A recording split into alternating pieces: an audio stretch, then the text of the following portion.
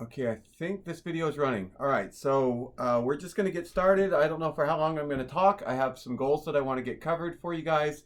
I'm going to try to get as much of Heidegger covered tonight as I can. It might be 2 videos, it might be 3 videos.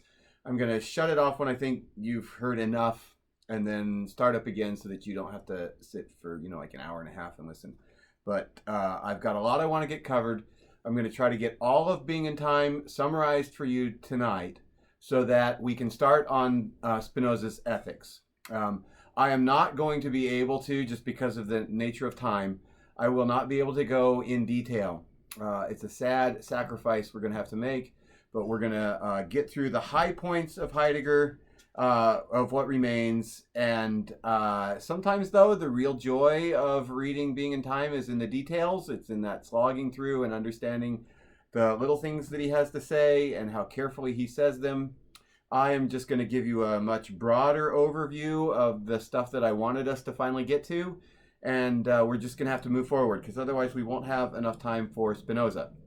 Also, let me say something, two things procedurally. One, my basement where I'm shooting this video is a mess. This is where I do all kinds of other silly things, but you'll just have to deal with it. So I hope you don't get distracted by the stuff behind me and kids might be yelling or something, who knows. Second, I'm going to post quizzes for you based on these videos. So when I point to a section in Being in Time and I say on page 175, right around the second paragraph, you should pay attention to that. You should have your book open. You should look at what I'm talking about, read where I'm pointing to you, because there will be quizzes over those sections, right? Questions. And so I will help you with that if you're watching this video. So that's how we're going to cover Being in Time. You're going to listen to me talk to you. You can rewind this, listen to it as many times as you want, and then you're going to take quizzes. All right. So to review very quickly, remember this is a book about being, and we're worried about ontology. Ontology here is the study of being. And Dasein deserves priority because it is ontically concerned about being, it is ontological, and is ontico-ontological. That you shouldn't need me to explain much more about. All right. So in the way Dasein lives its life, it is always concerned about itself. And it does so factically, right? So factical is that Dasein knows that the things in its environment have an impact on its possible ways to be, right? Its possibilities. That is, its destiny is wrapped up in the things around it. So you don't walk into a room and figure out what room you're in by looking at all the things in the room and then going, oh yeah, couch, TV, pillows, I'm in a living room. Instead, you walk into a living room and you figure out what's in there that's important for you in a way that's a possible way for you to be. Dasein begins with the whole, not with the parts, right? So when we look at things, we generally look at things in order to use them. That's called equipment, right? And we see it then with equipmentality. Remember, there's no such thing as one piece of equipment. There's equipment in a context of lots of equipment, right? Lots of things going on. In the background here, I've got computer screens and a television screen and a book thing, and my bicycle is there, and because I train and I read and I do other things on the computer all, when I'm, and these are all in order tos, right? They're in order tos. So we see things circumspectively or circumspectually. The sort of sight is circumspection, right? And that is assigning things and in order to. But sometimes that breaks down. And when it breaks down, things become conspicuous in what they are, right? Their entity can become conspicuous, it can become obtrusive, or it can become obstinate. Again, you should know those things, but keep them in mind. Now, when things break down, this is never a happy moment for Dasein, right? Dasein gets concerned because what's breaking through the crack there is things are not going like they should. It's not going smoothly. Things break down. Now, what is this, right? And we usually feel some kind of anxiety, some kind of unhappiness about that. And we're going to get more detail here in just a minute about that experience. Now, that equipment and the world of equipment, all of it has its in order to. And factically, Dasein dwells within a world that generally functions existentially smoothly. The world in which Dasein lives is the world of equipment and in order tos. And as long as everything is functioning like it should, nothing becomes truly conspicuous, obstinate, or obtrusive, then the world is in the background. Dasein doesn't notice the world. The world is just in its being. And Dasein is its world, right? That's the third meaning of the world, the ontical notion, like the world of a Dasein, your world, or you are your world. And that world is all of the things around you as you understand them circumspectively, right? However, there are also, besides things in the world around you, there are people. And people are Dasein also. And so there you have being with as a way of being in the world.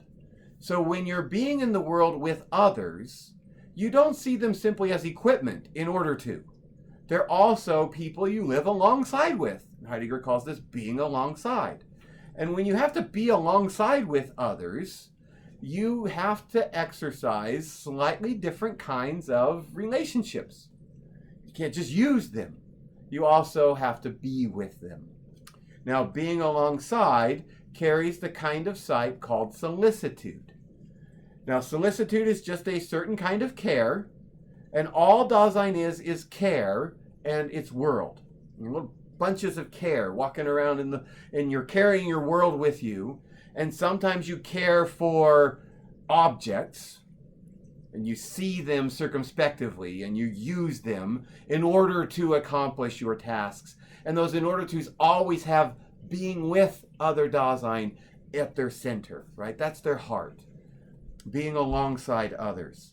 Now, Heidegger then is going to shift gears just a little bit and ask, who is this Dasein that has being with as its way of being in the world? Right? So who is it? And the answer is, it is the they. You might think it's me, but it's not me. It's not some self-determined, independently existing self. Not at all. What you and I are predominantly, probably for all of our lives, are them. We are the they. Now, who is the they? It is the alongside with that we live, alongside with. We think like they think. We act like they act. We read as they read.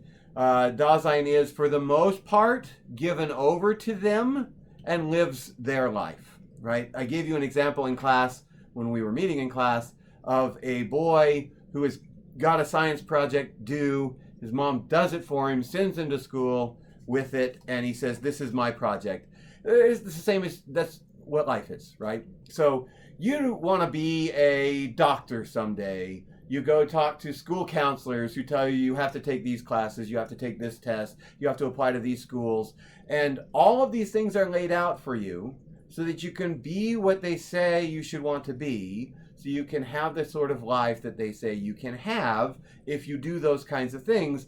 You take over those rules, you take over that life, and you call it mine. But who is this that has my life like that? It's just them, right? It's the they. So we are dominantly living a life of the they, says Heidegger.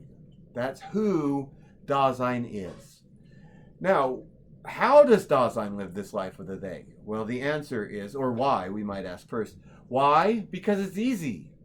It's a whole lot easier to do what they tell us to do and to act as they tell us to act than to do it your own way. Most of us don't even know what our own way would be anyways. Absent them, we wouldn't know how to live. And so they make our lives a lot easier. The way Heidegger says it is, if Dasein has any tendency to take things easy, then they will accommodate them, right? We are grateful to have someone to help us to know what to do. And you'll see why when we start to talk about possibility and death later on, and projection. So Dasein flees from the work and the insecurity of being its own self, of having to figure it out for yourself. We don't want to do it that way. So we run to them who accommodates our fear, and gives us projects to keep us busy, and we feel like we're being productive that way. This is a great thing for Dasein. We mostly run full speed into the they. We live their life, we embrace their life, we are grateful to have people who tell us how to live. It reminds me of something Aristotle once said. Aristotle said 95, he didn't say 95, but most people need to be slaves. Now, he didn't mean by slaves like what we do in the United States in the 1830s and 1700s and things, where, you know, one group of people enslaved another and forced them to work. But he meant by that, most of us, do not deserve freedom. We need to be told what to do and how to live. And that's exactly what Heidegger is talking about with the they. In our average, everyday way of living our lives, we live their life. Now, that's who. But we ask a second question, where is the who living their life? That is, when I'm being them, how is that? Where in Dasein, which means being there, the being is they. And where is their there? Right? And the there is the experience of being. It isn't a place. It's a way of being in the world. It's a how we go about being. That's our there. Everywhere we go, we are our own there. And that there is not a geographical spot, a location, here or there or there. The there is our existence. It's an existentiale. That is a quality of existing. So I'm going to read to you a few sections. So turn with me in Being and Time to page 172, and then we're going to read in 175.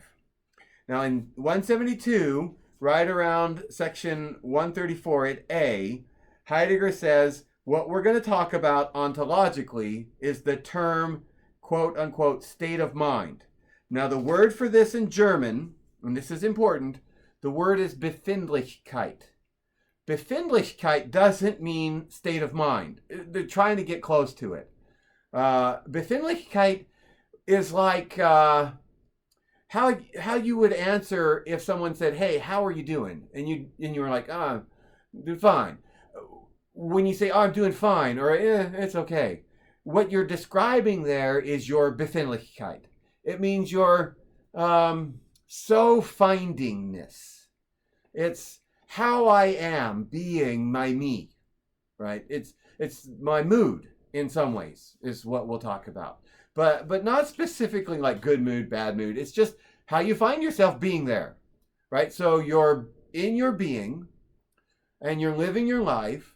And when things are all going well, the Befindlichkeit is generally just average. High and low, it's just the way it is. But the Befindlichkeit can go up, it can go down. For instance, remember my friend, the carpenter who had to work on the house, and he was going to get fired if he didn't build that little wall, and he got fired because the hammer broke and he couldn't fix it, and he's looking at that hammer. It's becoming, the being of a hammer is conspicuous. Well, what is his Befindlichkeit at that moment? His Befindlichkeit is one of fear, or one of anxiety, or one of frustration. It's his there. His there is dominated by a Befindlichkeit. It always is, you just don't usually notice it. But when you notice it, it's because the world is breaking down somehow. And that general Befindlichkeit has become a problem. It's becoming conspicuous. And that's when you have to face it. I'm anxious. I'm afraid. Or whatever. Does that make sense? So, Befindlichkeit is your there. And who is it that has a Befindlichkeit? Well, it's Dasein. But Dasein is usually in the mode of the they. So that your Befindlichkeit is their Befindlichkeit. Although it's never someone else's. The only one who can feel your Befindlichkeit, who can know what it's like for you to be there, who can have the there that's your there, is you. And in this sense, Heidegger is pointing out, a mood or a Befindlichkeit is always yours, even when you're not the master of it. And so he says on page 175, factically, now remember what facticity is. Factically, in your environment, in some specific instance, as you're living your life with the things around you, circumspectively, and things are equipment and equipmentality, as well as being alongside others with solicitude, when things really matter or when they don't matter, that's facticity. And factically, Dasein can, this is on page 175 again, factically Dasein can, should, and must. Look at his language here. Factically Dasein can. It's a possibility for it to be. It should. Now this is an ethical claim. You ought to. You are wrong if you don't. You ought to. And third, must. Here he's giving you a command, right? Factically Dasein can, should, and must, through knowledge and will, become master of its moods. I can't overstate how important that sentence is as we start moving into Spinoza. So I'm going to read it one more time to you. Factically Dasein can, should, and must, through knowledge and will, become master of its moods. Now, how do you become a master of your moods? You know and you will choose. Now, we've already talked, because of Kant, about what it is to have will. A will for Kant is to have rational control over your desires. Knowledge is knowing your moods, right? So factically Dasein can get knowledge and exercise will to master its moods. It should get knowledge and have a will to master its moods. And it must. Now, why must it? I don't know that this is a necessity like you will die if you don't do it. It's more like a must if you want to live a decent life. Must if you want to live your own life. Maybe. You can continue living their life. And you could live your whole life and never become master of your moods. This is no easy task. As you will see as we continue on to Spinoza, this may be the most difficult thing you would ever set yourself as a task to accomplish, to master your moods. But I think Heidegger is saying by must here, it is essential if you want to be your own. If you want to own your life and you want to be authentic, you must master your moods. How? Through knowledge and through will. We'll talk more about those when we get to Spinoza. If you read on further, he says at the end of that paragraph, and furthermore, when we master a mood, we do so not by way of a counter mood. We are never free from moods. You don't say, oh, I'm in a bad mood, I'm going to force a good mood on myself. And that's how you master the mood. No way. You never are free from moods. So you're not like, oh, I'm in a bad mood, let me just get rid of this bad mood.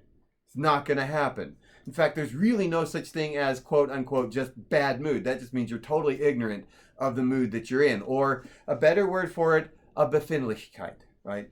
Now, all of us get a Befindlichkeit before we become aware of it. And this is called thrown. You are thrown into your world. That is, you are thrown into your there, and your there is your Befindlichkeit. So you are thrown into your mood. Your mood is already there before you know it, and you are never going to be free from it. But it is your task to learn how to master it. So, ontologically, reading on, we are never free of moods. Ontologically, we thus obtain as the first essential characteristic of states of mind, or of Befindlichkeit, that they disclose Dasein in its thrownness, and Proximilian for the most part in the manner of an evasive turning away. Almost everyone in the world believes that they are not in control of their moods. That their moods, they come from who knows where, and that they just come over us. And maybe we need to eat something really quick. That's usually if I'm in a bad mood, right? Or we just need to sleep for a little while. But that just discloses, or it uncovers, that Dasein, in its way of living life in an average everyday way, does so with the mood, and that the mood shows Dasein how it's there. Its there-ness is in its mood. And that mood, says Heidegger, is an evasive turning away. What are we turning away from? Well, let's turn quickly with me to page 176. Keep in mind the question, what are we turning away from? I'm going to stop here in about 10 minutes. But he says on page 176, right at the top, a mood assails us. It comes neither from outside nor from inside, but arises out of being in the world as a way of such being. It's just what happens as being in the world. This is Dasein's way of being. It's there. It has a mood. If we read just another sentence down, the mood has already disclosed in every case being in the world as a whole, and makes it possible, first of all, to direct oneself towards something. If you don't have a mood, a Befindlichkeit, nothing matters. And things only matter relative to the mood you found yourself in when you started interacting with those things. Look, this is the case. Let's say you're in a mood to watch a movie and somebody wants to go for a walk. Say, well, I don't care about walks. Walks are not things that matter to me in the world right now. Fine. Why? Why is it that you can discount walks and care a lot about the television? Because your mood already predisposes you in certain ways to be in the world, factically, right? So care is shaped by and directed by Befindlichkeit, or moods, right? And you already have a mood, and without that, without Befindlichkeit, nothing would matter. Nothing would stand out. Nothing would come out of the relief of the general background of being. There would be no world. Jumping to page 177, the sort of the last little part of that paragraph that's right on the top of it, he says, existentially, a state of mind, or a Befindlichkeit, implies a disclosive submission to the world out of which we encounter something that matters to us. Indeed, from the ontological point of view, we must, as a general principle, leave the primary discovery of the world to bare mood. That is, without Befindlichkeit, there would be no world. And only because, and our Befindlichkeit, on the other hand, is entirely submissive to the world. They come out of and go back into each other. Okay, I'm going to stop this right here because I'm at 23 minutes, and then I'm going to post this and shoot another video and do it again.